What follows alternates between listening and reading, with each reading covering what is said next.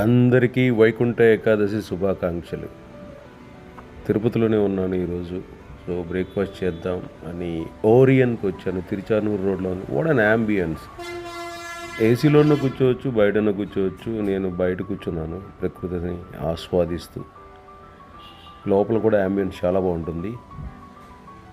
విఘ్నేశ్వరునికి ఒక నమస్కారం చేసి ఆర్డర్ కోసం వెయిట్ చేస్తున్నాను.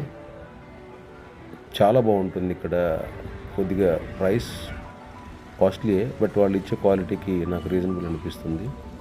సో ఒక పనీర్ మసాలా దోశ ఆర్డర్ చేశాను, వెయిట్ చేస్తున్నాను. యాంబియన్సే కాదు, టేస్ట్ కూడా చాలా వచ్చేసింది. మన పన్నీర్ మసాలా దోశ చాలా నీట్గా ప్రజెంట్ చేశారు. 4 రకాల చట్నీలు, కొబ్బరి చట్నీ, అల్లం చట్నీ నెక్స్ట్ లెవెల్, నాకు బాగా నచ్చింది. అండ్ ఆ ఘీ వాసన అద్భుతం. ఆ ఫ్లేవర్స్ అన్నీ చాలా బాగున్నాయి. ప్రజెంటేషన్ చాలా బాగుంది. లోపల పనీర్ అండ్ చాప్డ్ ఆనియన్స్ నాకు బాగా ఎక్కువగా కనపడింది. బేస్ వచ్చేసి ఘీ కారం అప్లై చేశారు దోశ మీద. చాలా బాగుంది. పుదీనా చట్నీతో కూడా చాలా బాగుంది. Let me taste for you. Last time thali కూడా తిన్నానండి, చాలా బాగుంది.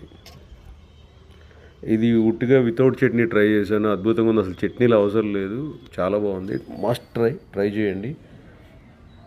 తర్వాత డిఫరెంట్ టైప్స్ ఆఫ్ చట్నీస్తో ట్రై చేశాను. అన్నీ చాలా బాగున్నాయి.